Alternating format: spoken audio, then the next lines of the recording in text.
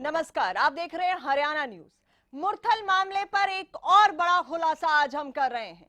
लगातार बहुत बड़े खुलासे हमने किए हैं, बहुत चीजों को लाकर आपके सामने रखा है। आज एक फिर से बहुत बड़ा खुलासा हम यहां करने जा रहे हैं, जिसको देखने और सुनने के बाद आप मजबूर हो जाएंगे सोचने पर कि क्या मामले को छुपाया जा रहा है, दबाया जा रहा है, या फिर जो जांच टीम गठित की हुई है वो अपना काम ठीक ढंग से कर रही है या नहीं कर रही है।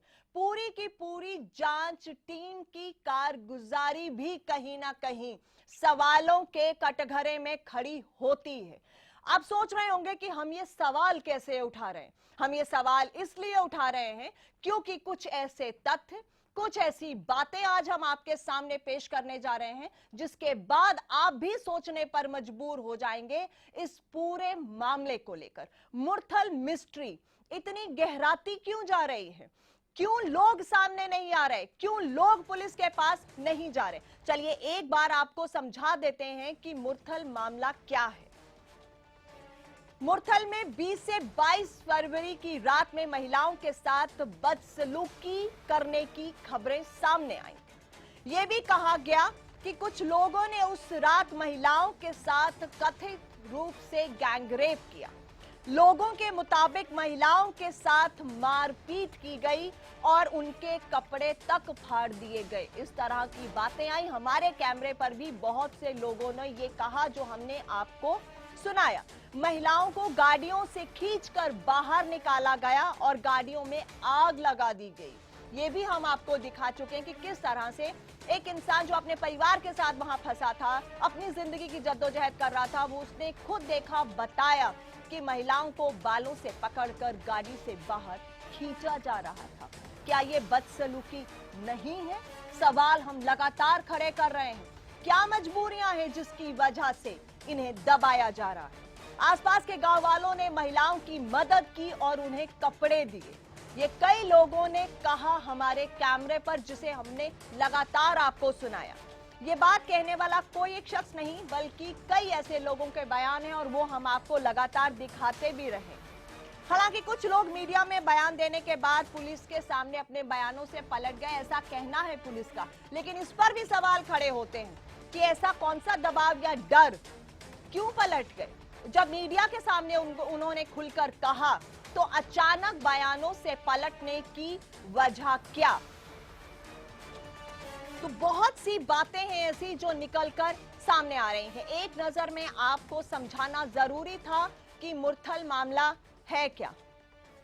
आपने अब तक जो सुना था वो आपको सुनाया गया था, बिल्कुल। और इस पूरे मामले को लेकर जब चीजें सामने आई तो जांच कमेटी बनाई गई और पूरी जांच कमेटी ने कई फोन नंबर्स भी, बहुत से जो फोन नंबर्स थे वो जारी किए गए और कहा गया कि कोई भी अपनी जो बात है वो कह सकता है। हमारे सामने स्टेटस रिपोर्ट है, आप अपनी टीवी स्क्रीन पर भी ये स्टेटस रिपोर्ट देख रहे हैं, मेरे हाथ में भी ये स्टेटस रिपोर्ट है।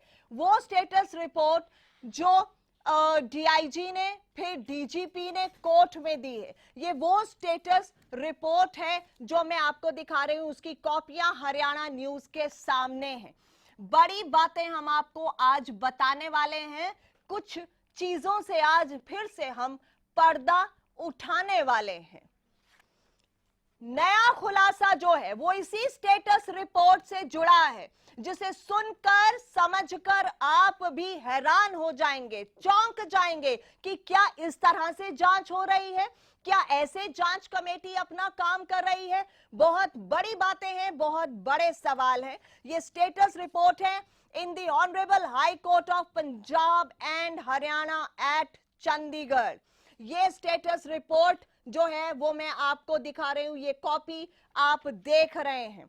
ये यशपाल सिंह, ये डीआईजी और डीजीपी की तरफ से जो है पूरी ग्राउंड रिपोर्ट तैयार करके ये स्टेटस रिपोर्ट सबमिट की गई है। जांच कमेटी बनाए जाने के बाद जब नंबर्स जारी किए गए उसके बाद भी जो हुआ उसकी भी डिटेल्ड रिपोर्ट जो है वो सबमिट की गई है।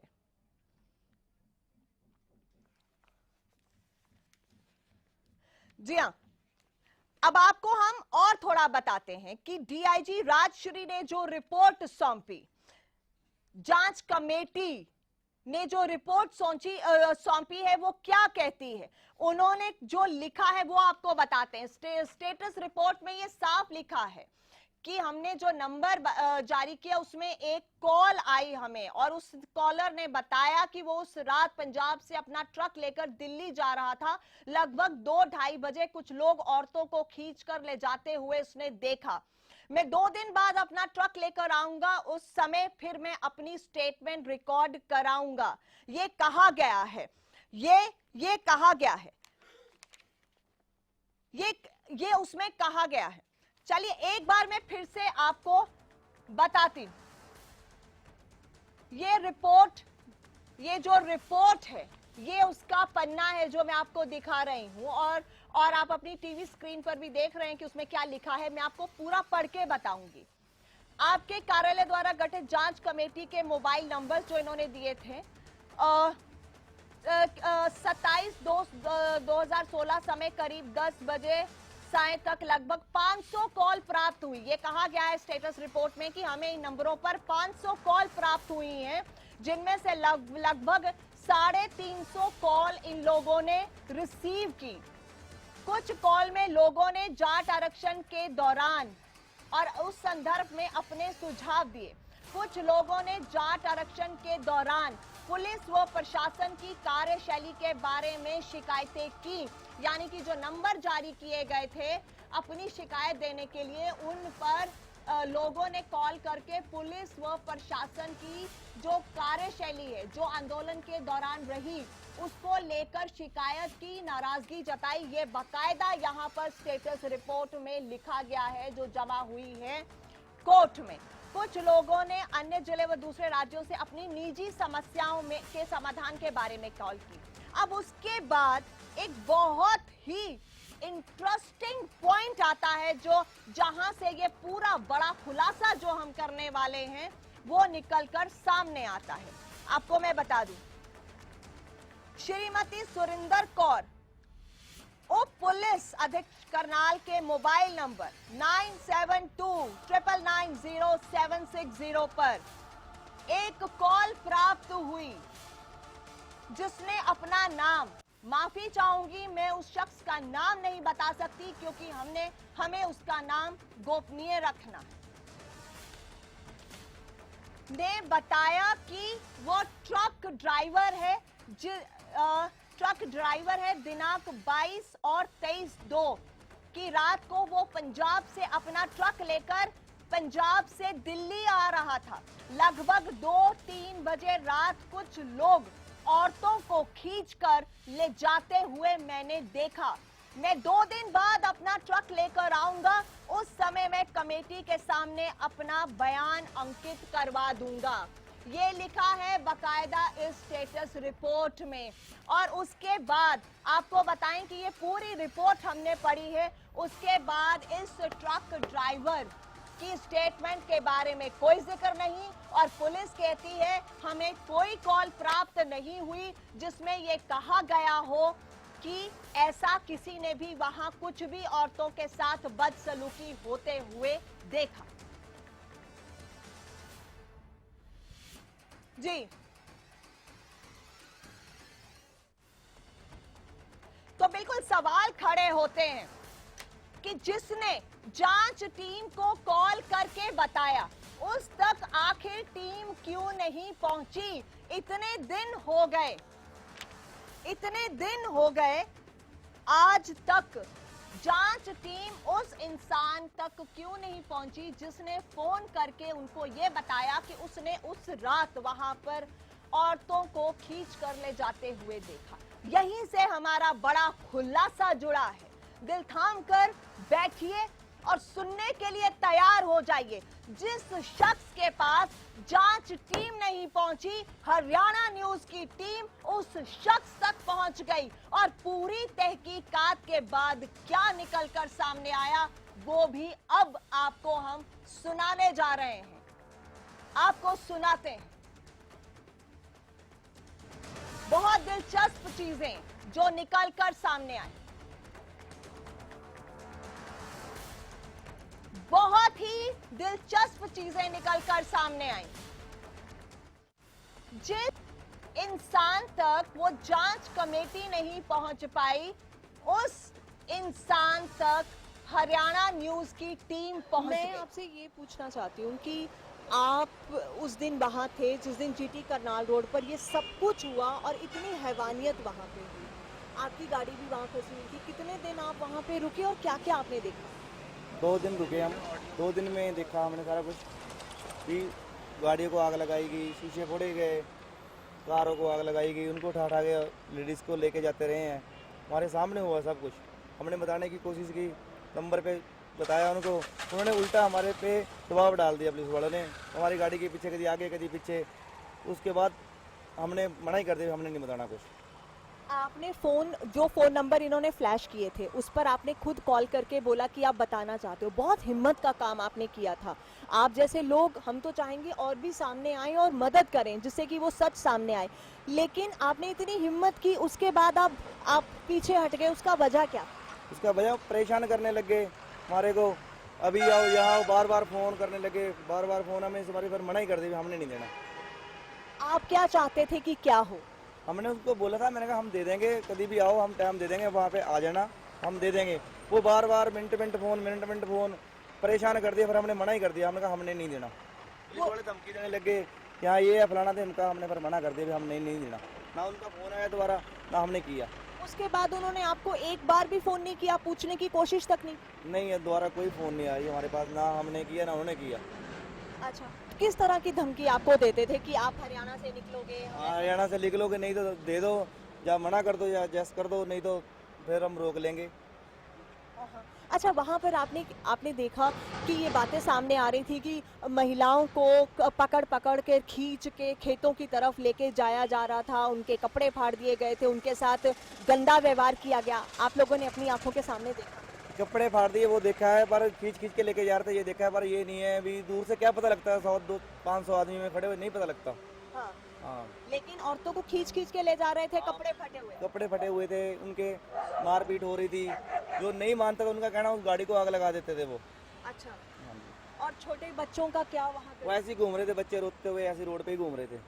और गाड़ियों से लोग छोड़ छोड़ के भाग रहे थे। ऐसी छोड़ के फैमिली, लोग अपनी फैमिली छोड़ के भाग रहे थे। अच्छा, तो फिर जिनके कपड़े फटे हुए थे, जाहिर तौर पर वो बहुत बुरी हालत में होंगी, तो उनको कपड़े किसने दिए? क्या उनको कपड़े दिए, गांव वालों ने दिए, उन्होंने दिए, गांव वालों ने कपड़े ला के दिए उनको। अच्छा, तो फिर मतलब ये किस वक्त का टाइम होगा रात का?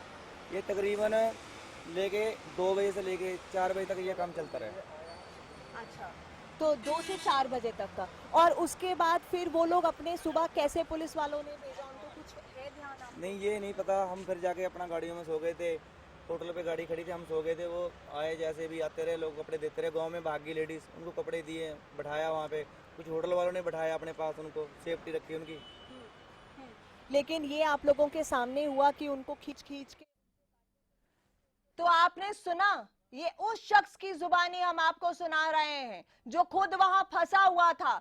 जो शख्स पुलिस को फोन करके कहता है कि मैं बयान देना चाहता हूं कि वहां क्या क्या हुआ, और जिसका जिक्र यहां पर स्टेटस रिपोर्ट में किया जाता है, उसके बावजूद पुलिस उस तक नहीं पहुंचती, हरियाणा न्यूज की टीम उस तक पहुंचती है। ये अपने आप में बहुत बड़े सवाल खड़े होते हैं कि आखिर जांच हो कैसी रही है, ये जांच चल कैसी रही है। क्या इस तरह से जांच से दोषियों को सामने लाया जाएगा? क्या पूरा मामला दबाने की कोशिश नहीं हो रही?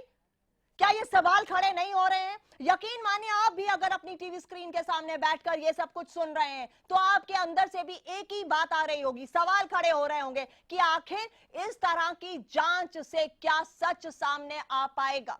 खामोश क्यों है सरकार और चुप क्यों है पुलिस?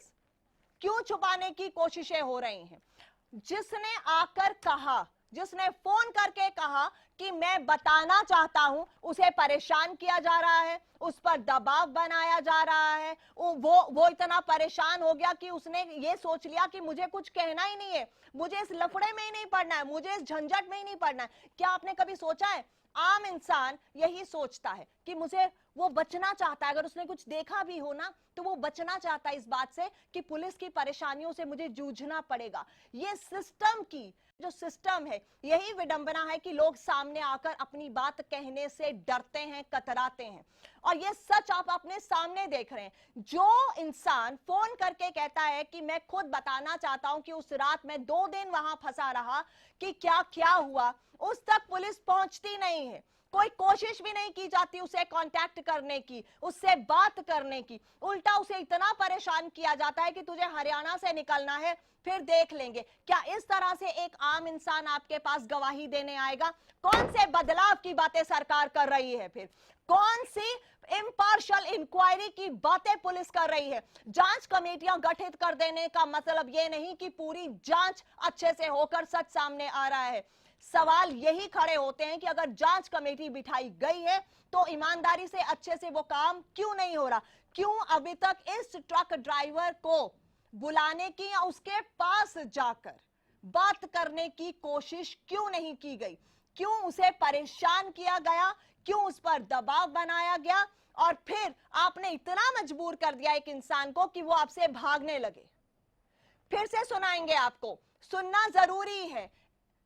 उसने क्या क्या देखा? लोग औरतों को पकड़ पकड़ कर गाड़ियों से खींचकर बाहर निकाल रहे थे, घसीट रहे थे। देखिए, फिर सबकी बातें जो शुरू से सुनाते आए वही मिल रही हैं। कपड़े फटे हुए थे, उनका जिस्म दिखाई दे रहा था। उन्हें कपड़े किसने दिए? गांव वालों ने कपड़े दिए। ये बातें पुलिस के सामने क्यों नहीं आ रही? क्या कारण है? क्या वजह है? सब कह रहे हैं कि महिलाओं के कपड़े फटे हुए थे। सबने अभी तक ये कहा कि महिलाओं के साथ बदसलूकी हुई, गांव वालों ने उन्हें कपड़े दिए। आज ये सब चुप क्यों है? इसीलिए बड़े सवाल खड़े होते हैं कि आखिर इस पूरी इन्वेस्टिगेशन में कमियां कहां कहां पर हैं, लूपहोल्स कहां कहां पर हैं। हम सवाल सिर्फ उठा रहे हैं क्योंकि ये चीजें आपके सामने हैं। जिस शख्स तक हम पहुंच गए, उस शख्स तक हरियाणा पुलिस की इन्वेस्टिगेशन टीम क्यों नहीं पहुंच पाई? बड़ा सवाल है। एक बार फिर से सुनिए, सुनना जरूरी है। एक बात आपने सुनी यहां पर उस शख्स ने की, उसने ये बहुत क्लियरली बताया कि औरतों को पकड़ पकड़ कर घसीटा जा रहा था, खींचा जा रहा था, कपड़े फटे हुए थे। यकीनन एक दूर से खड़ा आदमी जो अपनी जिंदगी बचाने की कोशिश में है, वो जाकर ये नहीं देखेगा कि खेतों में क्या हो रहा है। वो खुद ब खुद हमें समझने की जरूरत है कि जिन महिलाओं को उठाकर घसीट कर लेकर जाया जा रहा है, जिनके कपड़े फटे हुए हैं, उनके साथ क्या हुआ होगा, ये अपने आप समझने की जरूरत है। चलिए आपको फिर से सुनाते हैं, सुनना जरूरी है, सुनिए। मैं आपसे ये पूछना चाहती हूँ कि आप उस दिन वहाँ थे जिस दिन जीटी करनाल रोड पर ये सब कुछ हुआ और इतनी हैवानियत वहाँ पे हुई, आपकी गाड़ी भी वहाँ फंसी हुई थी। कितने दिन आप वहाँ पे रुके और क्या क्या आपने देखा? 2 दिन रुके हम। 2 दिन में देखा हमने सारा कुछ, कि गाड़ियों को आग लगाई गई, शीशे फोड़े गए, कारों को आग लगाई गई, उनको उठा के लेडीज़ को लेके जाते रहे हैं। हमारे सामने हुआ सब कुछ। हमने बताने की कोशिश की, नंबर पे बताया उनको, उन्होंने उल्टा हमारे पे दबाव डाल दिया पुलिस वालों ने। हमारी गाड़ी के पीछे कभी आगे कभी पीछे। उसके बाद हमने मना ही कर दिया, हमने नहीं बताना कुछ। आपने जो फोन नंबर इन्होंने फ्लैश किए थे उस पर आपने खुद कॉल करके बोला कि आप बताना चाहते हो। बहुत हिम्मत का काम आपने किया था। आप जैसे लोग, हम तो चाहेंगे और भी सामने आए और मदद करें जिससे कि वो सच सामने आए, लेकिन आपने इतनी हिम्मत की, उसके बाद आप पीछे हट गए। उसका वजह क्या? उसका वजह परेशान करने लग गए हमारे को, अभी आओ यहाँ, बार बार फ़ोन करने लगे, बार बार फ़ोन। हमने हमारी फिर मना ही कर दिया, हमने नहीं देना। आप क्या चाहते थे कि क्या हो? हमने उसको बोला था, मैंने कहा हम दे देंगे, कभी भी आओ, हम टाइम दे देंगे, वहाँ पे आ जाना, हम दे देंगे। वो बार बार मिनट मिनट फ़ोन परेशान कर दिया। फिर हमने मना ही कर दिया, हमने कहा हमने नहीं देना। वो बड़े धमकी देने लगे कि हाँ ये फलाना थे, हमने फिर मना कर दिया, हम नहीं देना। ना उनका फ़ोन आया दोबारा, ना हमने किया। उसके बाद उन्होंने आपको एक बार भी फोन नहीं किया, पूछने की कोशिश तक नहीं की? नहीं है, दोबारा कोई फ़ोन नहीं आई हमारे पास, ना हमने किया ना उन्होंने किया। अच्छा, किस तरह की धमकी आपको देते थे कि आप हरियाणा से निकलोगे? हाँ, हरियाणा से लिख लोगे, नहीं तो दे दो, या मना कर दो या जैस कर दो, नहीं तो फिर हम रोक लेंगे। अच्छा, वहाँ पर आपने आपने देखा कि ये बातें सामने आ रही थी कि महिलाओं को पकड़ पकड़ के खींच के खेतों की तरफ लेके जाया जा रहा था, उनके कपड़े फाड़ दिए गए थे, उनके साथ गंदा व्यवहार किया गया। आप लोगों ने अपनी आंखों के सामने देखा? कपड़े फाड़ दिए वो देखा है, पर खींच खींच के लेके जा रहे थे ये देखा है, पर ये नहीं है अभी दूर से क्या पता लगता है, 100-200-500 आदमी में खड़े हुए नहीं पता लगता। हाँ, हाँ, लेकिन औरतों को खींच खींच के ले जा रहे थे, कपड़े फटे हुए। कपड़े फटे हुए थे, उनके मारपीट हो रही थी, जो नहीं मानता था उनका कहना उस गाड़ी को आग लगा देते थे वो। अच्छा, और छोटे बच्चों का क्या वहाँ वो पे? ऐसे ही घूम रहे थे, बच्चे रोते हुए ऐसे रोड पे ही घूम रहे थे, और गाड़ियों से लोग छोड़ छोड़ के भाग रहे थे। ऐसे ही छोड़ छोड़ के फैमिली लोग अपनी फैमिली छोड़ छोड़ के भाग रहे थे। अच्छा, तो फिर जो जिनके कपड़े फटे हुए थे, जाहिर तौर पर वो बहुत बुरी हालत में होंगी, तो उनको कपड़े किसने दिए क्या? उनको कपड़े दिए, गांव वालों ने दिए, उन्होंने दिए, गांव वालों ने कपड़े ला के दिए उनको। अच्छा, तो फिर मतलब ये किस वक्त का टाइम होगा रात का? ये तकरीबन लेके 2 बजे से लेके 4 बजे तक ये काम चलता रहा। अच्छा, तो 2 से 4 बजे तक का। और उसके बाद फिर वो लोग अपने सुबह कैसे पुलिस वालों ने भेजा, उनको कुछ है ध्यान आपको? नहीं ये नहीं पता, हम फिर जाके अपना गाड़ियों में सो गए थे, होटल पे गाड़ी खड़ी थी, हम सो गए थे, वो आए जैसे भी आते रहे, लोग कपड़े देते रहे, गांव में भागी लेडीज़, उनको कपड़े दिए, बैठाया वहाँ पे, कुछ होटल वालों ने बैठाया अपने पास, उनको सेफ्टी रखी उनकी। लेकिन ये आप लोगों के सामने हुआ कि मैं मुरथल का सच बोल रहा हूं क्योंकि मैं वहां मौजूद था। आपने सुना, एक इंसान जो अपने ट्रक के साथ 2 दिन वहां फंसा रहा, उसके सामने बहुत कुछ हुआ, वो बताना चाहता था, लेकिन इतना दबाव, इतना परेशान कर दिया गया कि उसने कहा कि मुझे अब कोई बात ही नहीं करनी। उसे डराया गया कि हरियाणा से निकलोगे, ऐसे होगा, वैसे होगा। क्या इस तरह से जांच कमेटी अपना काम करेगी? किस बातों को छुपाने की बात हम कर रहे हैं? क्यों सच को छुपाने की कोशिशें हो रही हैं? जांच कमेटी की पूरे कारगुजारी इसके बाद सवालों के कटघरे में आकर खड़ी हो जाती है। क्यों कोशिश नहीं की गई उससे दोबारा बात करने की? और लोग जो आना चाहते होंगे, अपनी बात रखना चाहते होंगे, क्या वो भी इसी वजह से दूर हो गए? क्या इसी डर की वजह से लोग कतराने लगे हैं सच बताने के लिए? पुलिस पर विश्वास नहीं हो रहा है या फिर दबाव बनाया जा रहा है? शुरू से हम कह रहे हैं कि आखिर सच सामने क्यों नहीं आ रहा, लोग बोल क्यों नहीं रहे? जो कैमरे पर बोलते हैं वो पुलिस के सामने क्यों नहीं बोलते? क्या दबाव बनाया जा रहा है? इस सब सुनने के बाद आपको क्या कोई और बात कहने की जरूरत है? मुझे नहीं लगता कि शायद मेरे शब्दों की भी जरूरत है। जो ये शख्स सब कुछ बोल रहा है, ये अपने आप में पूरी हकीकत को बयां कर रहा है। बात यहीं खत्म नहीं होती, कुछ और भी चीजें हैं जो आपको सुननी है, जो इसने कही, जो इसने हमें बताया। सुनिए आप। आपने देखा खींच के उनको गाड़ियों से निकाल के उनको लेके जाया जा रहा था। हाँ, गाड़ियों से खींच खींच के लेके जा रहा था, कुछ लेडीज खुद भाग रही थी, अपनी जान बचाने के लिए भाग रही थी। तो उनको भी वो उधर खेतों की तरफ लेके जा हाँ, रहे जो सही जा रही थी उनको लोग कहते नहीं नहीं इधर मत जाओ, इधर जाओ। थे, तो वो आगे लड़के खड़े थे। हाँ, आगे लड़के खड़े थे। तो मतलब ये तो हम कह सकते हैं कि महिलाओं के साथ थोड़ा नहीं बहुत कुछ गंदा हुआ। बहुत कुछ हुआ, गलत हुआ, जो हुआ गलत हुआ जी। अच्छा, आपके साथ तो बहुत सारे ऐसे ट्रक वाले थे जो वहाँ पर उस वक्त पे फंसे हुए थे, सबने ये सब कुछ देखा होगा। सबने देखा है, हमने भी देखा, सबने देखा है, सब मना करके, क्योंकि धक्काशाही हो रही है। जो कोई ड्राइवर देने के लिए आता है कहता है उसके साथ धक्का हो रहा है, हमारे साथ के ड्राइवर है वो कहने के लिए थे, उन्होंने फ़ोन करके भी बताया। हाँ। ठीक है, उनको परेशान किया गया, उनकी गाड़ियों के आगे गाड़ी पीछे गाड़ी लगाएगी, उन्होंने परेशान किया है। वो मना करके भी हम नहीं बताएंगे कुछ भी, हमें क्या ज़रूरत है। अच्छा, तो जो पुलिस वाली मैडम का आपको फ़ोन आया था उसने क्या कहा फिर आपको? उन्होंने बोला था अभी तुम बयान दे दो। ठीक है, बयान देने के लिए वो गाड़ी, बड़ा लड़का तैयार हो गया था, बिल्कुल हमारे साथ ही गाड़ी चलाता है वो तैयार हो गया था। उसको बाद में पुलिस वाले कभी आगे गाड़ी कभी पीछे गाड़ी लगाते तो उसने फिर मना ही कर दिया। अच्छा, अब अगर आपको मौका मिले कोई ऐसा वो पुलिस वाले ना हो, कोई और हो, आपको ऐसा भरोसा दिलाया जाए, तो क्या आप सामने आकर अपनी बात सब सच सच रखोगे? हम ड्राइवर इकट्ठे हो गए, जो एक दो थे लड़के, हम जो भी हम कह देंगे सामने आके, हमें कोई दिक्कत नहीं है। लेकिन उन पुलिस वालों के सामने नहीं, हम उनके सामने नहीं कहेंगे, वो तो परेशान कर रहे हैं बिना फालतू में, कोई नहीं आएगा सामने, कोई भी नहीं आएगा। लेकिन अगर कोई कोर्ट की जुडिशियल इंक्वायरी या कोई और कमेटी हो तो आप चले जाओ? चले जाएंगे हम। जब आपने फोन करके ये कहा था कि आप ये बयान देना चाहते हो, आगे से उनका रवैया कैसा था? जी हाँ, तो आपने सुना कि उस ट्रक वाले ने क्या कहा। बहुत से लोग हैं जो सामने आना चाहते थे, लेकिन अब कोई सामने नहीं आना चाहता, क्योंकि उन्हें परेशान किया गया, उन्हें डराया गया, उन्हें धमकाया गया, उनकी गाड़ियों के आगे पीछे गाड़ियां लगाई गई, उनसे प्यार से बात नहीं की गई। लेकिन अगर कोई और जांच कमेटी होती है, कोई और अफसर होते हैं, तो उनके सामने वो लोग आकर बोलने के लिए तैयार हैं। ये बड़ी बातें हैं जो वो इंसान कह रहा है, यानी कि लोग सामने आकर बोलने को तैयार हैं, छटपटा रहे हैं, जिन्होंने वो मंजर, उस काली रात का जो सच है वो उनके जहन में दबा हुआ है, वो छटपटा रहे हैं बताने के लिए, लेकिन उन्हें मौका नहीं दिया जा रहा वो सच को बताने के लिए। आखिर क्यों मौका नहीं दिया जा रहा, क्यों ये दबाने की कोशिशें हो रही हैं?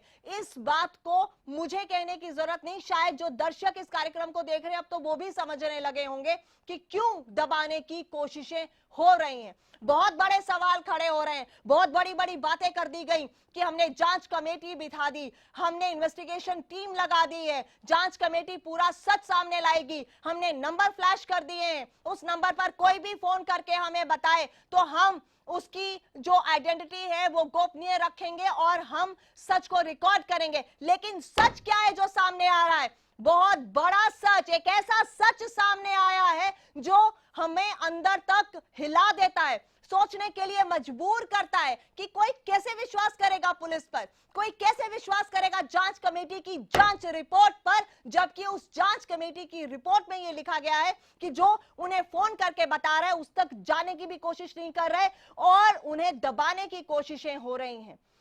अगर वो शख्स हमें ये सब कुछ बता सकता है, जांच कमेटी को बताने के लिए तैयार था, तो फिर इतनी पहल क्यों नहीं की गई? किस वजह से, क्यों मुरथल की मिस्ट्री को और गहरी एक मिस्ट्री बनाकर छोड़ दिया है? क्यों मौकरी बनाई जा रही है पूरे सिस्टम की? विडंबना है, बहुत बड़ी विडंबना है कि जिस तरह से हरियाणा में जो हुआ, जिस तरह से हरियाणा को जलाया गया, जिस तरह से महिलाओं की इज्जत के साथ खिलवाड़ हुआ, आज हम उस सच का सामना करने से भी डरने लगे हैं। और भी बहुत सी चीजें हैं जो आपके सामने लानी है, और भी कुछ खुलासे हैं जो करने हैं। थोड़ा सा इंतजार कीजिए, वक्त एक छोटे से ब्रेक का, बने रहिए हमारे साथ।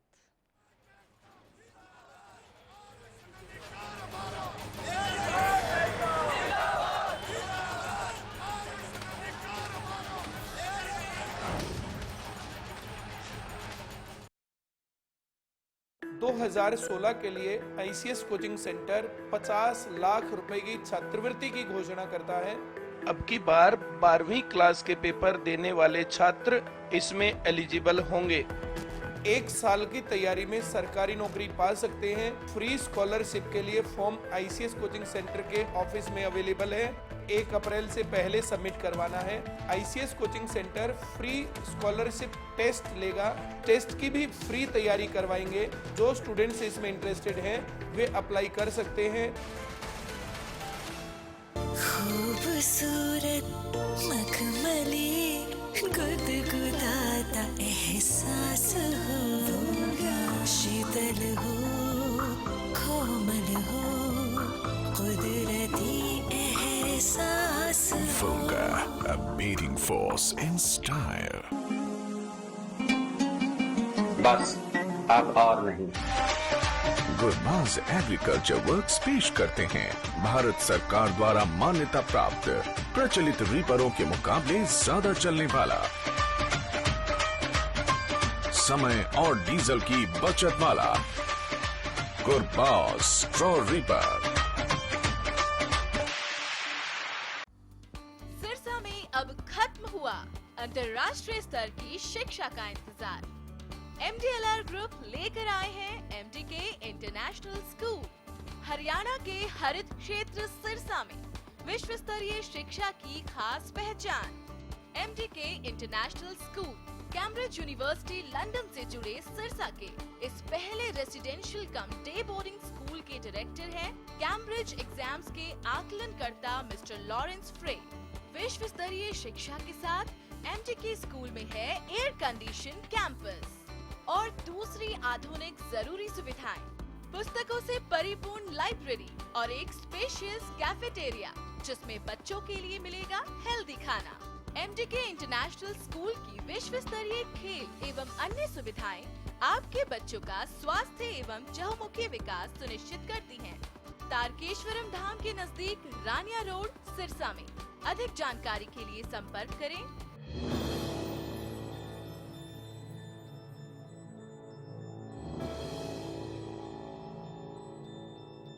खूबसूरत मखमली गुदगुदाता एहसास हो, शीतल हो, कोमल हो, कुदरती एहसास।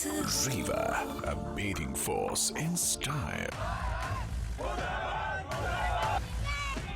ये जो हो रहा है क्या सही हो रहा है? क्या आप उठाना चाहते हैं इसके खिलाफ आवाज? एक ऐसा मंच जहां आपसे जुड़ी खबरें सिर्फ खबरें बनकर ही न रह जाएं। आपकी आवाज वहां तक पहुंचाते हैं जहां उसके पहुंचने की जरूरत है। हरियाणा की आवाज, वो मंच जो उठाता है आपसे जुड़े मुद्दे, इन पर लेता है आपकी राय और बनता है आपकी आवाज।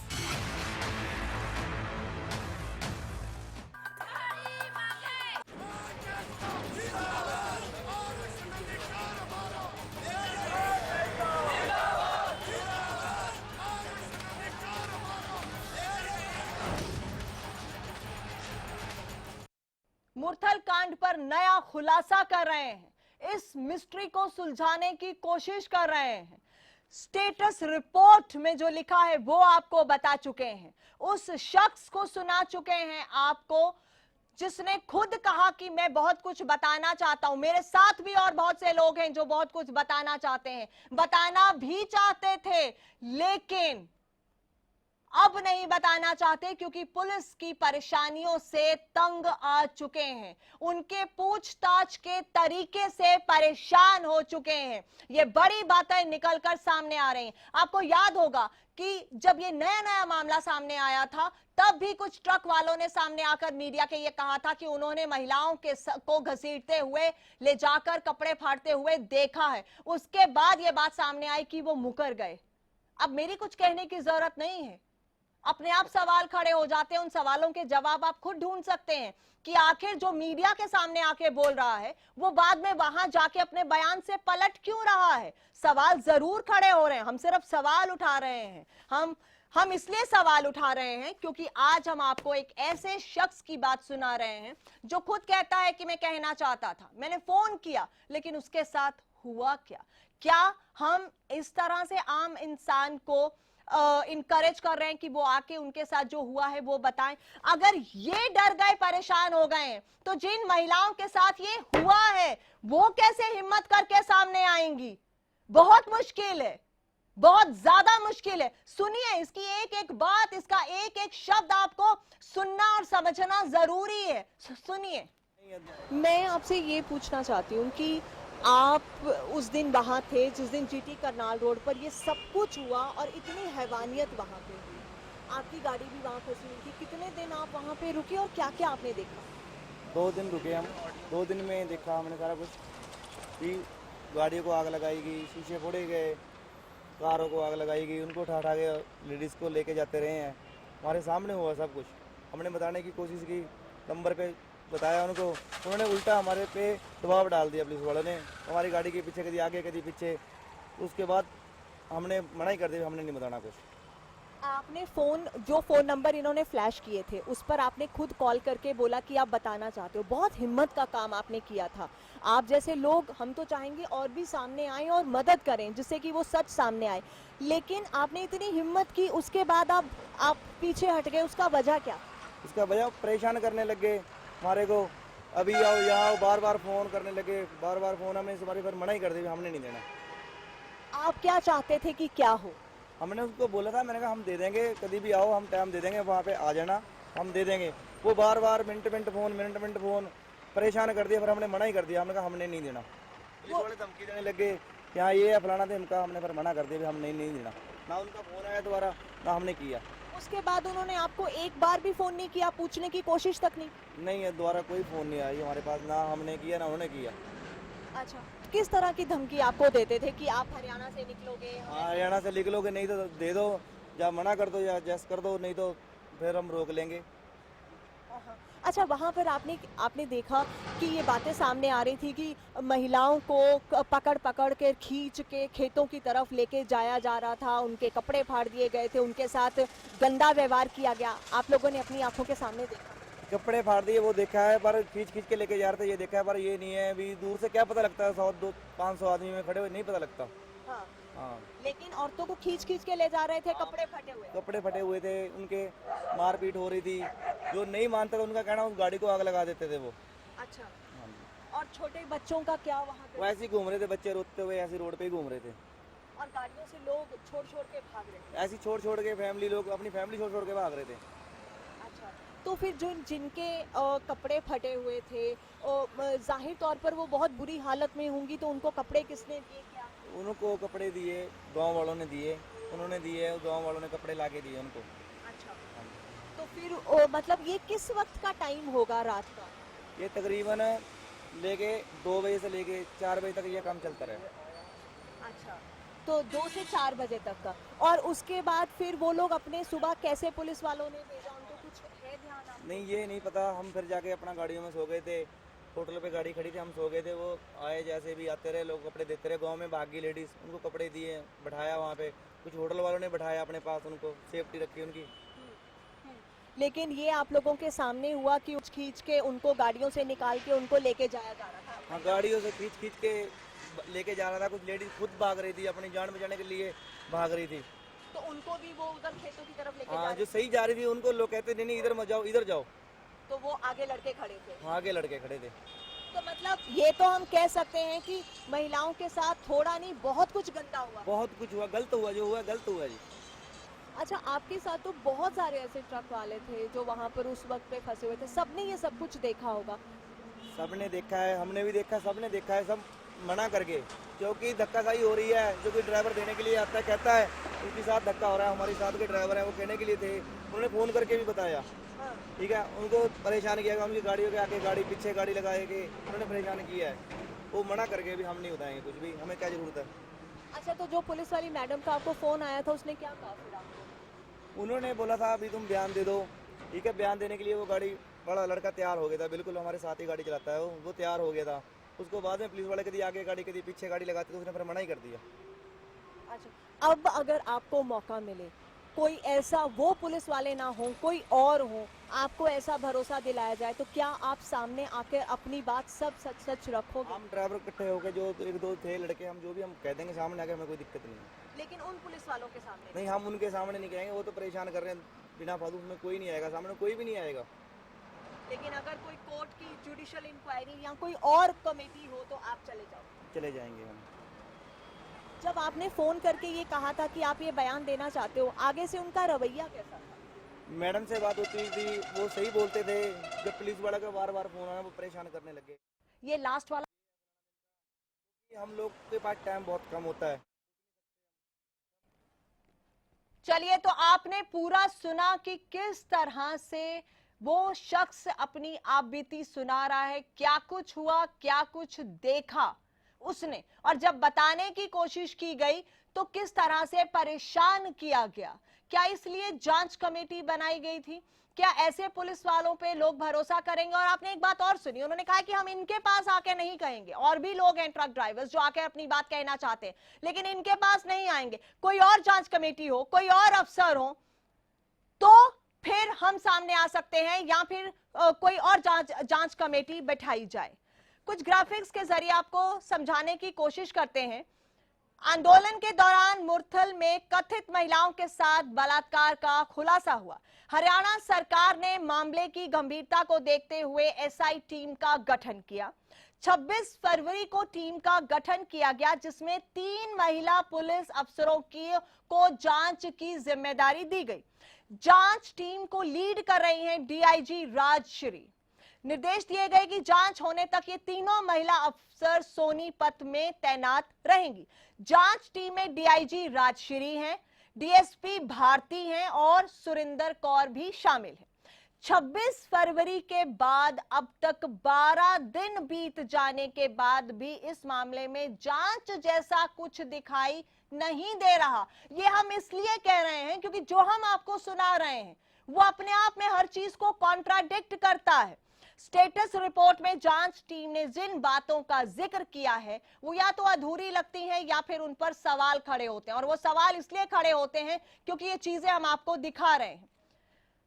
चश्मदीदों और उस दौरान मुरथल में फंसे पीड़ितों की आंखों देखी स्टेटस रिपोर्ट पर सवाल खड़े करती है। एक पहले हमने आपको सुनाया था कि वो जो पीड़ित परिवार फंसा हुआ था उसने क्या क्या देखा, वो भी पूरी रिपोर्ट को कॉन्ट्राडिक्ट करता है। और आज जो शख्स हम आपको सुना रहे हैं, जिसकी जुबानी आप सब कुछ सुन रहे हैं, वो भी पूरी की पूरी स्टेटस रिपोर्ट की डिटेल्स को कॉन्ट्राडिक्ट करता है, उस पर सवाल खड़े करता है। सवाल जिस जांच टीम की तरफ से अभी तक पता नहीं लगाया गया कि शिकायतकर्ता कहना क्या चाहते हैं, वो जांच टीम अपनी जांच किस तरह से कर रही है, सवाल यही खड़े होते हैं। वो जांच टीम मुरथल में हुए कथित गैंग रेप की क्या जांच कर रही होगी, इसे मुझे समझाने की जरूरत नहीं है। इन सच्चाइयों जो हम आपके सामने रख रहे हैं, इसके बाद आप खुद ब खुद समझ सकते हैं। एक बार चलिए आपको सुना देते हैं दोबारा से। हमने आपको सुनाया था पहले भी कि जो एक इंसान अपने परिवार के साथ उस रात वहां फंसा था, उसने क्या कुछ कहा था, किस तरह जिंदा जला दिए गए लोग और कैसे महिला को बालों से पकड़कर कार से घसीटा जा रहा था, खींचा जा रहा था, वो भी सुनाते हैं। क्योंकि उसके बाद सारे तार अपने आप जुड़ रहे हैं, हमें कुछ कहने की जरूरत नहीं। सुनिए आप। हम लोग को तो हमें हमारे सामने कुबेर होटल नजर आया, तो हम लोग कुबेर की तरफ गए। कुबेर में हमने जाकर रूम मांगा, उन्होंने रूम देने के लिए मना कर दिया कि रूम हमारे पास खाली नहीं है। तो हमने कहा कि हमारे साथ छोटा बच्चा है, लेडीज़ है, तो उन लोगों ने हमें अंदर होटल में रूम के अंदर रेस्टोरेंट में बैठने के लिए कहा कि आप रेस्टोरेंट बैठ जाइए। तो हमने बच्चों को वहाँ बिठाया, उसके बाद गाड़ी एक तरफ खड़ी करने के लिए मैं बाहर आया। जब मैंने देखा कि वहाँ सामने एक गाड़ी जलाई जा रही थी, जिस गाड़ी में लगातार हॉर्न बज रहा था और लाइटें जलाई जा रही थी थोड़ी सी दूरी पर, कि जिस तरह उसमें कोई जिंदा आदमी जलाए जा रहे हो। किसी तरीके से हमने गाड़ी एक तरफ खड़ी करी, अंधेरे में लाइट हमने ऑन भी नहीं करी, किसी तरीके से गाड़ी एक तरफ कोने में लगा के हम लोग वापस अंदर चले गए। फिर थोड़ी देर बाद हमने बाहर आकर देखा वहाँ गाड़ियाँ जल चुकी थी, और भी कुछ आगे गाड़ियाँ जलने की आवाज़ दिखाई दे रही थी और लगातार फायरिंग की आवाज़ें आ रही थी। 22 तारीख की बात है? हाँ जी, सुबह की 21 तारीख सुबह होगी। उसके बाद हम लोग वहाँ से वापस अंदर आए। सुबह करीबन डीएसपी साहब आए, जब रास्ता खोला गया फिर हम लोग बाहर आ गए। करीबन सुबह 8 साढ़े 8 बजे के आसपास हम लोगों ने जहाँ गाड़ियाँ खड़ी जल रही थी वहाँ जाकर देखा। मैंने हम देख कर आए कितने बंदे जले हैं, क्या हुआ। तो वहाँ पर वो गाड़ी मौजूद नहीं थी जिस गाड़ी में बंदे समेत जलाए गए थे, जिसकी लगातार लाइटें जल रही थी। वो रॉन्ग साइड में गाड़ी थी, बाकी सारी राइट साइड में गाड़ियाँ थी। राइट साइड वाली गाड़ी जली हुई एज इट इज खड़ी थी, रॉन्ग साइड वाली वो गाड़ी वहाँ से हट चुकी थी। तो हमने खुद देखा था एक स्विफ्ट गाड़ी में लेडीज़ और जेंट्स थे, जिसके अंदर हम लोग गाड़ी को यू टर्न मार रहे थे। हमने देखा तो उसमें से एक लेडीज़ को जबरदस्ती नीचे उतारा गया था, उसके बाल खींचे गए थे, उसे घसीटा गया था। इस तरह चिल्लाने की आवाज़ थी, कम से कम 100-150 लोग होगा। जो कार्रवाई हुई है जो सब सुखदेव ढाबे से और कुबेर ढाबे के आसपास के ही एरिया में हुई है। ये करीबन एक लगा लो आप 2 किलोमीटर का पैरेलल एरिया होगा जिसके अंदर सारी कार्रवाई हुई है। ज़्यादा ये ऐसा हुआ होगा, वरना किसी के चीखने चिल्लाने की आवाज़ नहीं आती। जो बंदा छुपने के लिए भागता है वो बंदा चुपचाप छुपता है, वो शोर नहीं मचाता।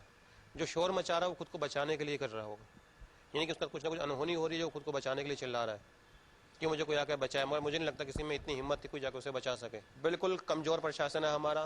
मैं कहूँगा मेरे ख्याल से पुलिस निकम्मी है हमारी, क्योंकि पुलिस की तरफ से कोई सहयोग नहीं था, कोई कार्रवाई नहीं थी। पुलिस चाहती है ऐसा कोई कांड नहीं होता। लेकिन औरतों को खींच खींच के ले जा रहे थे, कपड़े फटे हुए थे, उनके मारपीट हो रही थी। जो नहीं मानता था उनका कहना उस गाड़ी को आग लगा देते थे वो। अच्छा। और छोटे बच्चों का क्या वहाँ पे? वो ऐसे ही घूम रहे थे, बच्चे रोते हुए ऐसे रोड पे ही घूम रहे थे। हाँ। लेकिन औरतों को खींच खींच के ले जा रहे थे, कपड़े फटे हुए थे, उनके मारपीट हो रही थी। जो नहीं मानता था उनका कहना उस गाड़ी को आग लगा देते थे वो। अच्छा। और छोटे बच्चों का क्या वहाँ पे? वो ऐसे ही घूम रहे थे, बच्चे रोते हुए ऐसे रोड तो आपने सुना, इन दोनों शख्स की बात आपने सुनी। एक वो जो अपने परिवार के साथ वहां फंसा था, अपनी और अपने परिवार की जिंदगी बचाने की जद्दोजहद में उसने पूरी रात वहां गुजारी। सबकी बातें सुनिए, बिल्कुल एक जैसी हैं। 2 और 4 के बीच का वक्त था। सुखदेव ढाबे और कुबेर होटल के बीच का जो फासला था, लोगों को वो तय करना ही भारी पड़ गया था, क्योंकि सब कुछ वही हुआ। सबने यही कहा, गाड़ियों के तोड़फोड़ हुई, गाड़ियों को जलाया गया, फिर उसने कहा कि कुछ लोगों को जिंदा भी जलाया गया। फिर उसके बाद औरतों को, महिलाओं को खींच खींच कर घसीटा गया, उन्हें उठाकर ले जाया गया। उनके कपड़े फटे हुए थे। पहले दिन से अभी तक जिन लोगों से मैं बात कर रही हूं, सब ये कह रहे हैं। तो बताइए कि महिलाओं के कपड़े कैसे फट गए? क्या सिर्फ लूटने में महिलाओं के कपड़े फट गए? क्या वो अपने आप को बचाने के लिए भाग रही थी, इसमें कपड़े फट गए? क्या ये बात हजम होती है?